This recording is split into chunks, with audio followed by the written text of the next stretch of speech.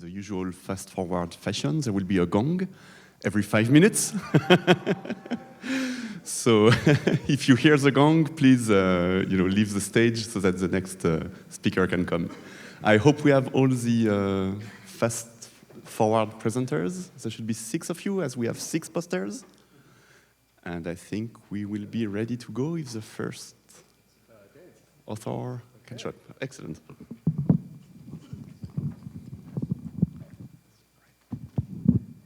Thank you. So I want to start my presentation bringing some topics that we talked yesterday, namely that in digital fabrication, there are many challenges. Many of the tasks are still open problems, and the one we tackled here was path planning. So we developed a tool that generates machine paths, mainly thinking of milling. Oh, let me look at my slides, sorry. So, okay. On the left side, you can see 2 examples, and I would suggest that we stick to the one on top at first, because the one in the bottom is just doing the same, but thrice. So how it works is that the user starts from a triangulated surface, opens it up in Blender, and then 2 guide curves need to be drawn. There's one that will be the start guide curve, and then the end guide curve. These curves do not need to lie on the surface, but if they do lie on the surface, then the end result and the input of the user will be the closest. Then we call our tool through a script in Blender that calls the solver, and you can see the result there, that there are multiple isolines that are rendered as tubes of different colors. Here, the color represents the printing order. Well, now that you're a bit more familiar with what our tool does, I want to talk about how it's done. The tool is based on 3 main ideas that build on top of each other. The very first one is that we define a scalar field with vertex values with the purpose that we will be sampling later on isolines on this scalar field that will represent the machine paths. We want those isolines to be evenly spaced, and the approach to achieve that, there's a lot of room to play here for the functional that you decide. But we decided to stick with the Dirichlet energy at first because it's equivalent to solving the Laplace equation in an integral sense. The Laplace equation has a lot of properties that can be exploited, and it's a great example when you want to try a new idea. This mainly assisted us when we carried out our convergence study, which is mainly inspired by a Fourier decomposition of a solution. Well, that was the second idea already, and that brings us to the third idea, which was the most challenging. So in simpler implementations of the finite element method, what you do is that you directly apply your conditions on the nodes. Instead, what we do is that we formulate a second finite element system for the boundary condition, as you can see in the second equation. At first, this might seem like it's too simple, but it's a very powerful formulation. For the discretization step, we use the same finite elements as before, and then the tricky part is that we have 3 different spaces. We have the global space with the x, y, and z coordinates, then we have the parametric space of the finite element, and the third one is the guide curve.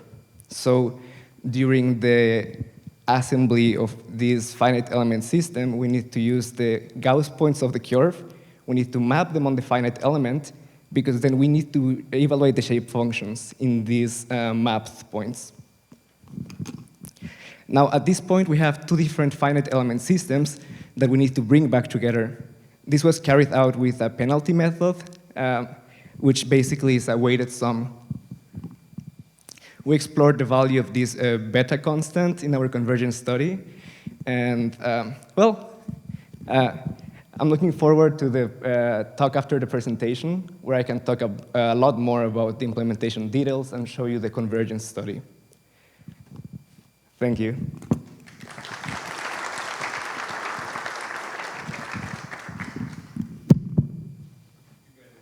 Next slide.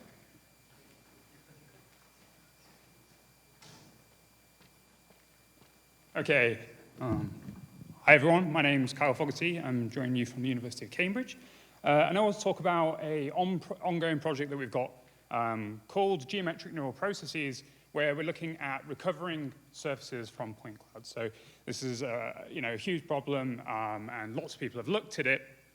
And when you go to recover a surface from a point cloud, it's fundamentally ill-posed, right? So there's infinitely many possible surfaces that could go through the points or close to the points that are defined by your point cloud. And so you have to impose some sort of prior. And what we've seen over the past few years in the deep learning community is the idea of learning a prior from data. So no longer do you rely on smoothness or something like this, but you can learn a prior. Now, I think one nice work that introduces this is the point-to-mesh work, where they look at something called a self-prior. So lots of natural structures or man-made structures as well have this idea of sharing structure across their geometry. And the idea is that if we have a point cloud where there's structure across a geometry, then we can exploit this by learning a prior over it.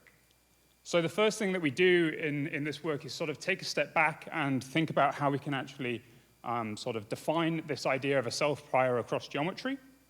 And the way in which we do this is by considering self-similar geometry as an equivalence class under this SO2 rotation. So to break that down a little bit, if you consider height maps of the geometry, we assume that we can construct these. Then if they are self-similar, there will be a rotation that brings one into the sort of the canonical frame of the other.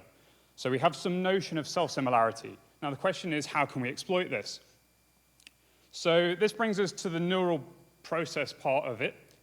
So neural, there's going to be some neural network there, and the process part, what does that mean? Well, this is sort of somewhere in between a Gaussian process, where you would specify your kernel in advance, your prior in advance, and neural networks.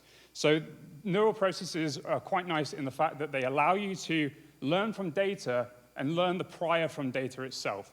And it also provides you with some form of uncertainty quantification along with that. So here we have a bit of an animation. The way that this typically works is it acts as a meta-learning approach. So you have both input and output. Where you would typically do supervised learning, you would pass the input through and you'd do a loss function on the output. You pass both of these through in a meta-learning approach, and you're trying to characterize these. So that brings us to the geometric neural process project. So here we have an input mesh that goes in, and we have a point cloud that we sample from. And basically what we do is we run an encoder. So first we take this sampled point cloud and we rasterize it to a grid. We pass this through a steerable CNN, which allows us to factor out this equivariance with respect to the rotation. And then we end up with this neural process representation where we have a mean and a variance, and we train this by minimizing the negative log likelihood with respect to a ground truth patch.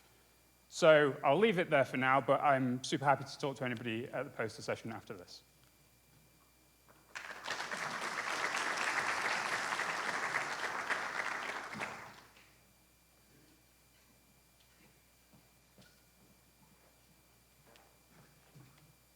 I'm trying to pull out the speaker notes.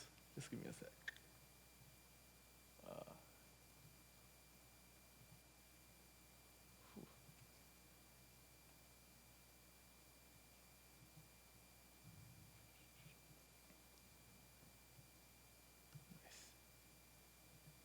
Yeah, sorry.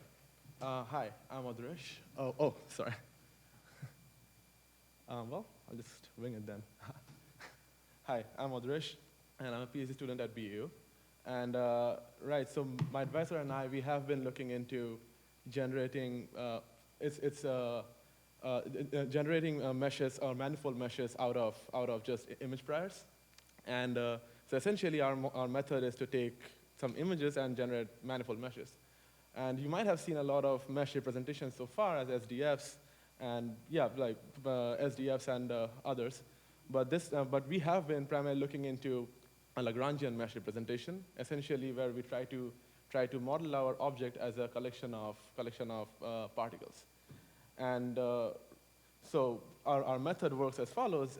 We at first generate these particles or this volumetric we generate these particles using some sort of generative model, which is generally you can find out these days like in a lot of conferences. But we have been specifically looking at how to use optimal transport flow matching to generate these particles. And the idea is once we get these particles from this kind of image prior, we formulate a semi-discrete optimal transport pipeline to essentially figure out how each of these particles take up the volume of space. So essentially, your set of particles lie inside some bounding box or some domain, and you have some. We also take an extra input of how much of volume each of these particles are contributing, and the idea is you're just trying to pull out the size of the particles, size of these Lagrangian particles, such that when you combine them, you pull out a final manifold mesh from it.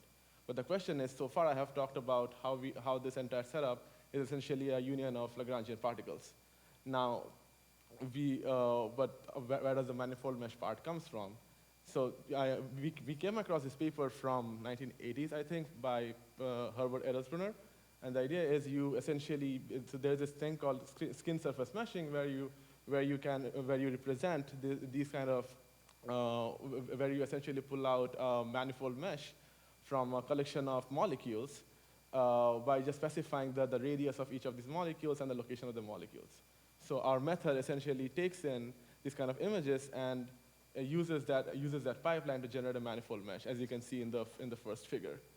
So, however, the computation, it turns out, to even like compute the volume of this particle or to solve this semi-discrete OT, it takes a bit of an effort. So we have also been looking into how we can use a gradient flow matching method. So essentially, we are trying to build a neural convex solver to solve the convex program present in step 2, essentially, so that we can directly infer this kind of mesh, meshes by just by using a parameterized ODE. So this kind of allows us to totally bypass the step of convex optimization. So you might think that convex optimization is simple, it's all good, so why do you even need to go that direction? Turns out that that computing the volume of these particles and just to compute the intersection of these particles, it's an expensive process.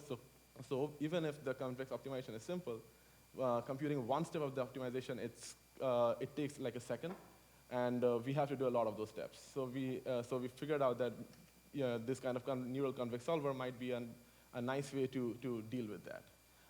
There's a lot more to this, and I don't think I have enough time to delve into the entire thing, so we'll be looking forward to interacting with you guys in the poster. Thank you so much.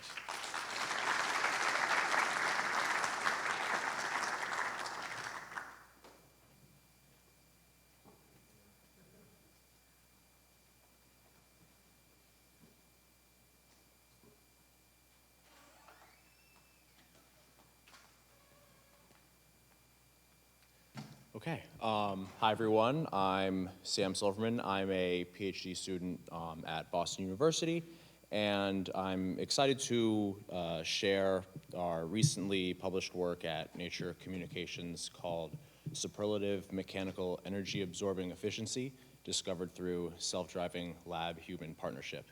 It's a nice and short title.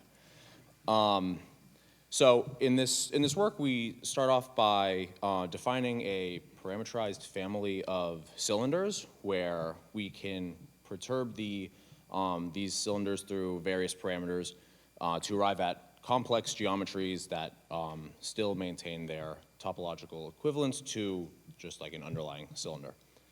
And when you fabricate these shells, we look at their mechanical behavior by analyzing their stress-strain curves. Specifically, we're looking at the amount of energy that the shells absorb in compression, and which is defined as the area under the stress-strain curve. But for many practical applications, you'll often have some stress value, some stress threshold that defines a upper bound on acceptable stresses that can be obtained during a compression. And so the energy absorbing efficiency is essentially the energy absorbed until you reach this stress threshold divided by the theoretical maximum stress that could be absorbed. And for a particular shell, you can think of finding the maximum energy absorbing efficiency by finding the stress threshold that maximizes this value. And then these are the mechanical descriptors that we use to characterize shell's performance. And so in this work, we aim to identify shells with superlative energy absorbing capabilities. And so to do this, we use a self-driving lab to autonomously explore this generalized shell design space, fabricate the candidate designs, and perform the mechanical testing. And so the results of this work are, first, we discovered a shell that has record-breaking energy-absorbing capabilities. Second, we accumulated this vast experimental data set of 3D shell designs and their stress-strain compressive behavior. And then third, we developed insights into the human self-driving lab collaboration process. So I look forward to discussing this work with you all in the poster session. Thank you.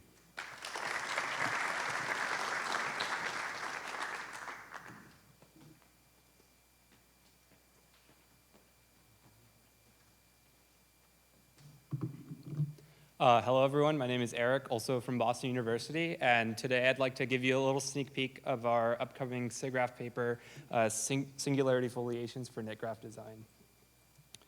So recent developments in computational knitting have sort of abstracted away the need to actually write low-level machine instructions to actually fabricate your models in favor for more user-friendly representations. The knit graphs on the left are one of these representations. They represent the rows and columns of a knitted structure and the stitches between them as edges and vertices of a directed graph. The resulting structure looks something a lot like a quad-dominant mesh, except of course the edges have to have a particular orientation, and the graph itself must satisfy specific fabricability constraints. One of the trickier constraints is this sort of helix-free property that ensures that no single column intersects the same row loop more than once. And and as such, our goal for this paper is to sort of take any surface mesh and then generate that knit graph while preserving this helix-free property. So the basis of our method is based on stripe patterns, and we use this because they can be constructed to follow a given knitting direction. And furthermore, the bifurcations, like as you can see on the left of this bunny figure, naturally correspond to short rows that are important for capturing the curvature of knitted objects. Finally, by viewing these stripe patterns as integral curves of a vector field, we're able to tightly control the flow structure of this vector field and prevent helixing of integral curves, and therefore prevent helixing in the underlying knit graph. Mathematically, these bifurcations correspond to singularities in a differential one form called the spinning form, and they lead to sort of these, oh, you can see my cursor, yeah, these splitting off of integral curves that often lead to helixing. We can prevent this by automatically matching these singularities using an optimal matching linear program, and that sort of matches these singularities in a nice way that preserves or satisfies the constraints for knit graphs. Yeah.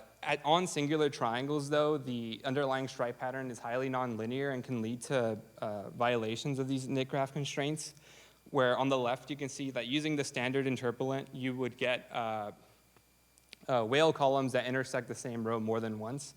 So we introduce our own effective interpolant that circumvents this problem while preserving the topological structure of the underlying interpolant. We build on our previous work by extending this stripe-based pipeline to surfaces with non-trivial, non-zero genus, and by computing a Morse decomposition based on the knitting time function. The singularities that I talked about earlier are very similar to position singularities that come up in quad meshing. So it'd be very interesting to see how research in that area could apply to our setting and sort of generate optimally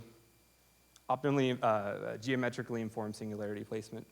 Furthermore, our tight control of the underlying vector field could also lead to a sort of tracing-free knit planning pipeline that would be able to represent knits that are currently out of the scope of the knit graph representation. So I look forward to talking to you about these sorts of things at the poster session, and I'll see you there.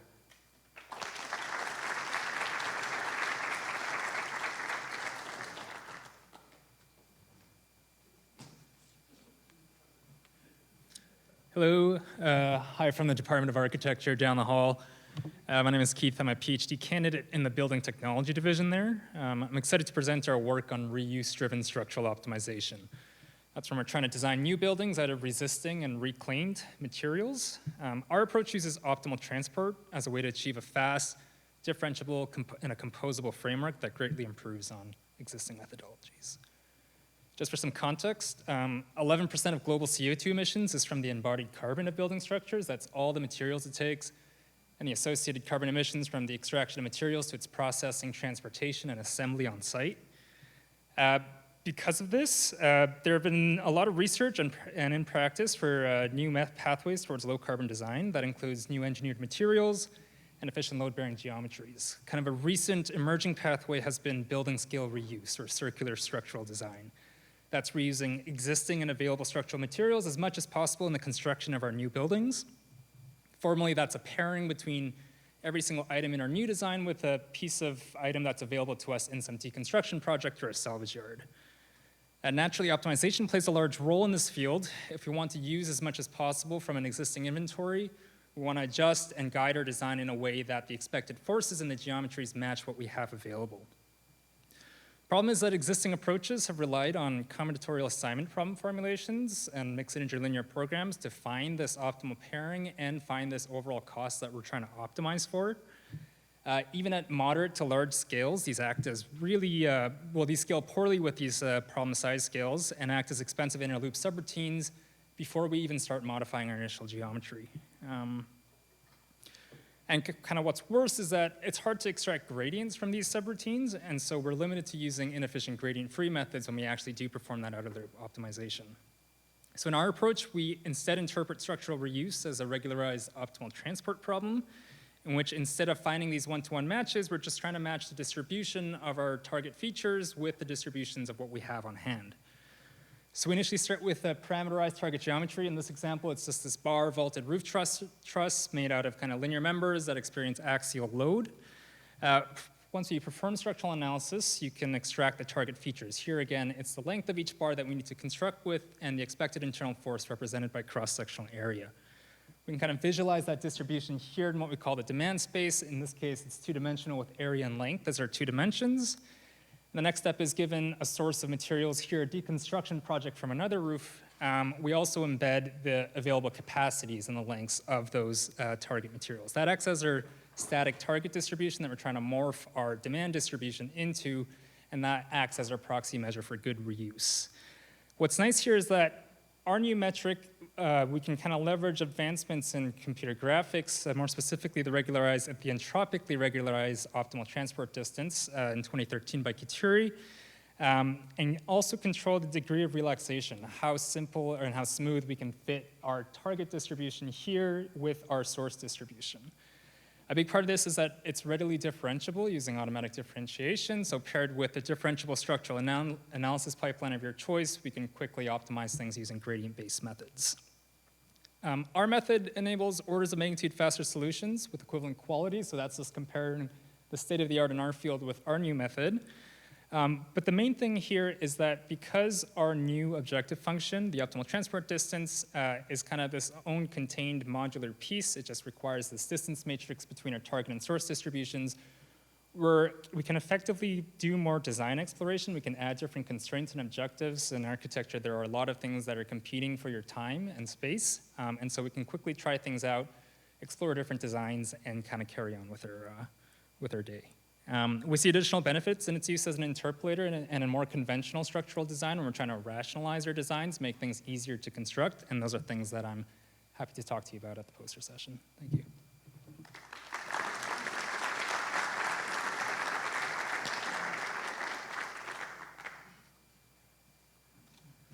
Excellent, this was great. In fact, it was almost too efficient, so I think Scott is very sad that he couldn't rig the gong, so maybe we'll do it once.